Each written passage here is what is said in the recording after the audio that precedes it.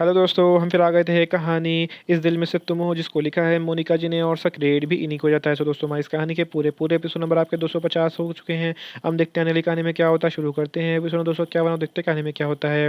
अपने शरीर को जीरा छोड़ने के बाद राधिका की आंखें अब बंद थीं।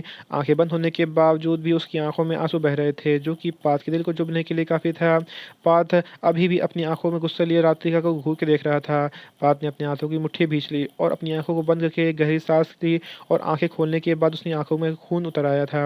हर एक ही पल में उसके अपने एक ही पल में उसने अपने शरीर का पूरा वजन राधिका को दबाने लगा।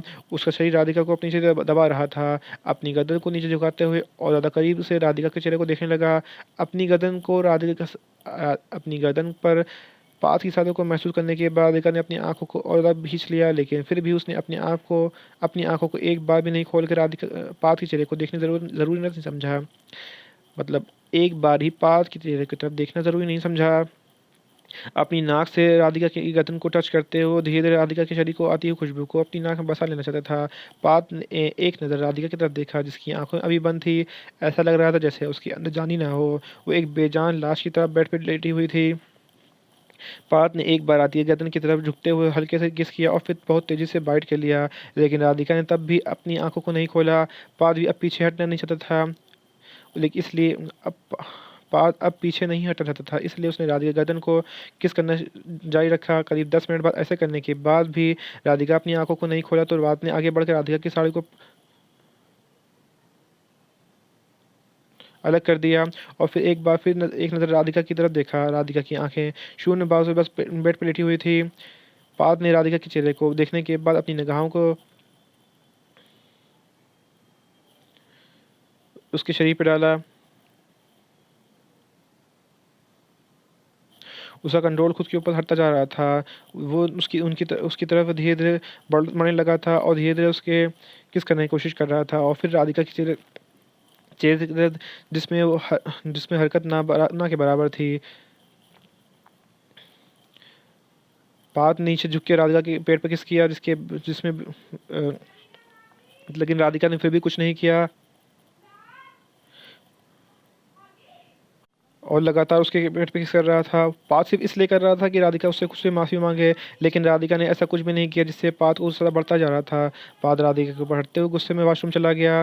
पात के चले जाने के बाद राधिका ने अपनी आंखें खोली और कब से वो रुके हुए अपने आंसू को बहे दिया। राधिका को सबसे ज़्यादा इस बात का दुख हो रहा था कि पात भी उन्हीं लड़कों में से एक निकला। राधिका अब बिल्कुल भी यहाँ रुकना नहीं चाहती थी। यहाँ क्या, अब इस शहर में नहीं रुकना चाहती थी। पात के वॉशरूम से निकलने से पहले राधिका बस यहाँ जाना चाहती थी। जाने से पहले राधिका ने पात के लिए एक नोट दे दिया था और वहाँ से जल्दी निकल गई। अब उसे शहर को छोड़कर जाना था। राधिका ने अपने बहते आंसू को पोंछ लिया। बाहर निकल के उसने एक टैक्सी पकड़ ली और जल्दी से अपने अपार्टमेंट निकल गई। राधिका अपने घर में इतना दुखी थी, उसने इस बात का ध्यान ही नहीं दिया कि उसने पीछे दो गाड़ियाँ जो कि काफ़ी देर से उसका पीछा कर रही थी।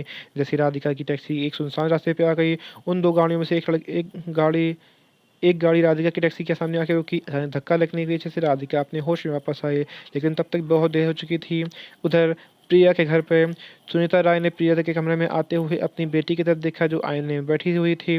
आज वो बेहद ही खूबसूरत लग रही थी। प्रिया की इस वक्त एक वाइट कलर की शिफॉन साड़ी पहनी हुई थी। प्रिया के गोरे गर्दन पे वो साड़ी बहुत ज़्यादा जच रही थी। उसके कानों में बड़े बड़े ईयरिंग लगे हुए थे। बिना ज़्यादा मेकअप किए प्रिया बहुत ज़्यादा खूबसूरत लग रही थी। उसके होठ पे पिंक कलर की लिपस्टिक उसके होठों को ज़्यादा खूबसूरत बना रही थी। झुकी हुई उसकी आंखें जो किसी को भी अपनी तरफ अट्रैक्ट करने से रोक नहीं सकती थी। सुनीता राय ने प्रिया के आसपास आते हुए अपने गले में पहनी हुई सोने की चेन को उतार के प्रिया के गले में पहना दिया। आज उनकी नन्ही परी प्रिंसेस बहुत ज़्यादा खूबसूरत लग रही थी। सुनीता राय ने प्रिया की नज़र उतारते हुए कहा, आज मेरी छोटी सी बिटिया इतनी ज़्यादा खूबसूरत लग रही, कहीं उसे किसी की नज़र न लग जाए। मुझे डर है मुझे डर है कि कहीं मेरी ही नज़र ना लग जाए मेरी बेटी को। माँ, आप ये कैसी बातें कर रही होंगी, कैसी बातें कर रही हैं। भला माँ की नज़र बच्चों को कब से लगने लगी। वो तो बुरी नज़रों से अपने बच्चों को प्रोटेक्ट करती हैं, और मैं तो खुद चाहती हूँ कि आपकी नज़र मुझे लग जाए। प्रिया प्रिया ने आईने में देखते हुए अपनी नज़रों को ऊपर उठा के अपनी माँ की तरफ देख के जो उसे देख रही थी। हाँ माँ, बोलो, मैं सुन रही हूँ।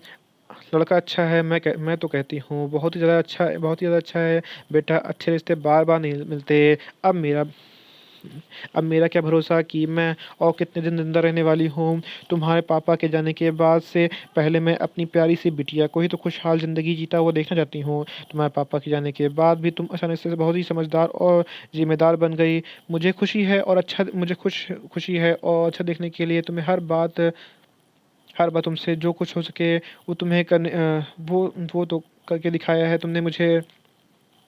तुमने मुझे कभी भी किसी भी चीज़ की कमी महसूस होने नहीं दी। तुमने कभी भी मुझे यह एहसास नहीं होने दिया कि तुम मेरी बेटी नहीं एक बेटा हो। तुम्हारे पापा के जाने के बाद मुझे तो ऐसा लग रहा था कि अब न जाने क्या होगा हमारा, लेकिन तुमने उस छोटी-सी उम्र में भी बहुत कुछ सँभालना सीख लिया। नहीं पता नहीं पता है कि अब और कितने दिन हैं मेरे पास। तुम्हारे पापा के पास जाने से पहले मैं अपनी बेटी को खुद देखना चाहती हूँ। क्या तुम ये मेरी ख्वाहिश पूरा कर सकती हो? माँ, पिया ने थोड़ी ऊँची आवाज़ में कहा। इसके आगे पिया कुछ कहती सुनीता राय ने अपने मुँह पे हाथ रख लिया। बेटा, इस सृष्टि का नियम है। जो इस दुनिया में आया है उसे एक ना एक दिन उस दुनिया से वापस जाना ही होता है, जहाँ से वो आया है। तुम मेरी मुश्किलों को क्यों नहीं समझ रही हो? मैं अपनी बेटी को मैं अपनी बेटी को ही तो खुश देखना चाहती हूँ। क्या अब मेरा इतना सा भी हक नहीं है कि मैं अपनी बेटी को खुश देख सकूँ? तुम बस एक बार उससे मिल लो। अगर वो तुम्हें पसंद नहीं आया तो मैं तुम पे बिल्कुल भी फ़ोर्स नहीं करूँगी। कहने के लिए तुम्हारा जो डिसीज़न होगा मैं उसे खुशी-खुशी मान लूँगी। अगर मेरी किस्मत में होगा कि मैं अपनी बेटी को खुश देख सकूँ तो ऐसा ज़रूर होगा। अगर ये मेरी किस्मत में नहीं तो मुझे मंज़ूर है। बस एक बार तुम उस लड़के से जाके मिल लो। मेरी दी हुई उस लड़के की फ़ोटो भी तुमने देखी नहीं है।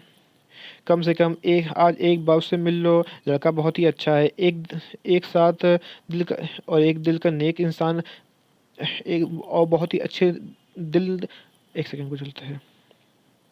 लड़का बहुत ही अच्छा है। एक दिल क नेक नेक दिल का लड़का है। उसकी फ़ैमिली भी अच्छी है। वहाँ तुम्हें एक किसी भी चीज़ की कमी महसूस नहीं होगी। वो तुम्हारे पिता की तरह ही है।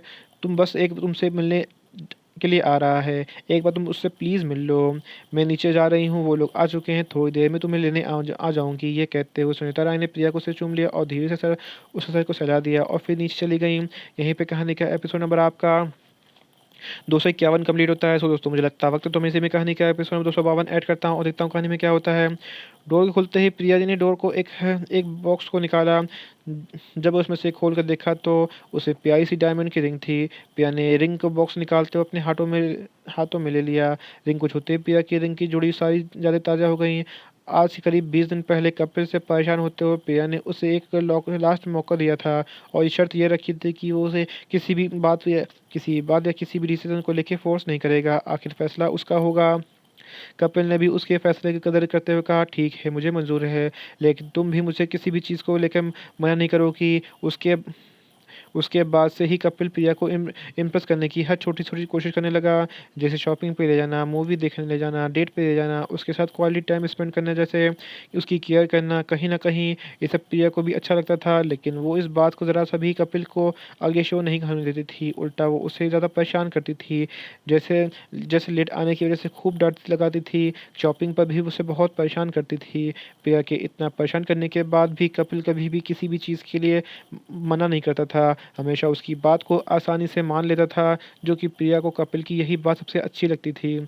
उस दिन ज्वेलरी शॉप पे जब प्रिया को रिंग पसंद आई तब उसने इस बात पे ध्यान ही नहीं दिया कि कपिल ने ये सब नोटिस कर लिया था। उसने अगले दिन ही कपिल को ने प्रिया को उसी वो उसके साथ प्रपोज़ कर दिया। इससे ज़्यादा खुशी की बात प्रिया के लिए कुछ हो ही नहीं सकती थी। जिस दिन से वो प्यार करती है जिस इंसान से वो प्यार करती है, वो भी उससे प्यार करता है। बड़े ही खुशनसीब होते हैं वो लोग जिन्हें उनका प्यार मिल जाता है और आज खुशनसीब लोगों में प्रिया भी एक थी। प्रिया ने पहले कपिल को परेशान करना चाहा, "Kapil, I am sorry but मैं तुमसे" प्रिया के इससे पहले ही आगे कुछ कहता थी। कपिल, जो कि अब तक उसके सामने घुटनों पर बैठा था, अचानक से खड़ा हो गया। उसने आगे कहा, प्रिया, अगर मैं ऐसे ही उसे प्रपोज़ करूँगा तो मुझे मना ही करेगी ना? उसे क्या एक सेकंड, यहाँ कुछ गलत लिखा हुआ है। प्रिया ने पहले कपिल को परेशान करना चाहा, "आई एम सॉरी स कपिल, मैं तुमसे" प्रिया इससे पहले आगे कुछ कहती। कपिल, जो कि अब उसके सामने घुटनों के बल बैठा हुआ था, अचानक से खड़ा हो गया और उसने आगे कहा, "प्रिया, अगर मैं ऐसे ही उसे प्रपोज़ करूँगा उसने अपने मन में कहा, अगर मैं उसे ऐसे ही प्रपोज करूँगा तो मुझे मना नहीं करेगी ना। उसे उससे क्या मतलब है तुम्हारा। प्रिया अपनी हैनी बड़ी से बड़ी आंखें से उसे देख उसकी तरफ देखते हुए कहने लगी, अरे मेरा मतलब है जिसे मैं प्यार करता हूँ और तुम किसी से प्यार करते हो। प्रिया ने आगे कपिल से पूछा, वो जिसके लिए मैं अपनी पूरी ज़िंदगी उसके ऊपर कुर्बान करने के लिए तैयार हूँ। तो अब तक तुम मेरे साथ मज़ा ले रहे थे। कपिल की बात सुनकर प्रिया तो इतना समझ गई थी कि कपिल की और ही एक बात हो रही है। मतलब उन दोनों के बीच जो भी हुआ था वो सब कुछ एक नॉर्मल एक गलती थी। ये सब सोचते ही प्रिया के चेहरे पे एक दर्द भरी मुस्कान आ गई। उसने वहाँ जाना चाहा तो कपिल ने उसका हाथ पकड़ते उसे रोक लिया और उससे पूछ लिया, प्रिया बताओ ना, क्या उसे पसंद आएगा ये सब? हाँ, उसे ये सब बहुत पसंद आएगा। ये कहते हुए प्रिया ने कपिल के हाथ को छोड़ना चाहा, एक पर कपिल ने लेकिन पर कपिल की पकड़ उसके हाथ पे और मजबूत हो गई। लेकिन तुम जा कहाँ रही हो? एक बार मिल तो लो उस लड़की से जिससे मैं अपनी पूरी ज़िंदगी कुर्बान करने के लिए तैयार हूँ। मुझे मिल मुझे नहीं मिलना किसी से भी। हाथ छोड़ो मेरा। तुम ऐसे नहीं जा सकती हो जब तक मैं ना कहूँ। तुम यहाँ से एक कदम भी नहीं आगे बढ़ सकती हो। कपिल ने प्रिया को पीछे से अपनी बाहों में भर लिया और उसे कानों के पास आते अपने होठों को ले जाकर धीरे से कहा, मैं जिससे प्यार करता हूँ वो लड़की है। इतना कहते ही कपिल चुप हो गया और प्रिया की हरकतों को नोटिस करने लगा। उसने इतना ही कहा था कि प्रिया की धड़कनें बहुत तेज़ से सामान्य गति से भी तेज़ चल रही थीं। मुझे नहीं जानना कि वो लड़की कौन है। तुम्हारा मैटर है, खुद ही सॉल्व करो और आइंदा से मेरे आस-पास भटकने की कोशिश मत करना। मैं तुम्हारे पास मैं तो तुम्हारे आस-पास ही भटकूँगा। क्या कर लोगी तुम? इससे पहले कि प्रिया उस पर गुस्सा करते हुए कुछ कह पाती, कपिल ने प्रिया के होठों पे अपने हाथ रख दिए और अब मैं कहूँगा और तुम सिर्फ़ सुनो कि सुनो, मैं जिस लड़की से प्यार करता हूँ और जिसके साथ अपनी पूरी लाइफ़ जीना चाहता हूँ, वो तुम ही हो।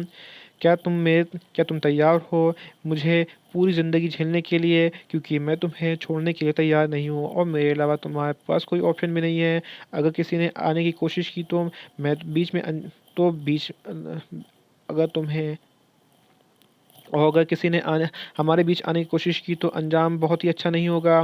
आई होप तुम मेरी बात भूलोगी नहीं कि मैं कितना अच्छा मानता हूँ।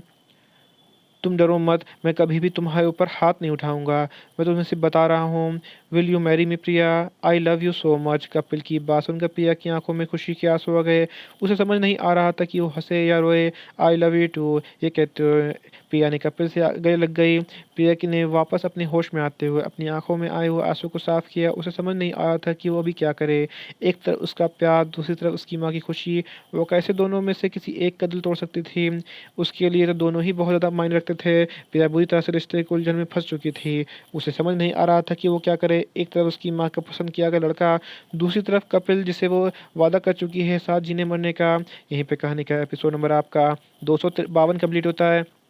मुझे लग तो दोस्तों आपको एपिसोड 252 कैसा लगा हमें कमेंट तो दोस्तों आपको एपिसोड 252 कैसा लगा हमें कमेंट करके ज़रूर बताइए। कहानी अच्छी लगी तो इसको लाइक कीजिएगा, शेयर कीजिएगा, चैनल को सब्सक्राइब करिएगा ताकि आपको हमारे आने वाली अगली वीडियो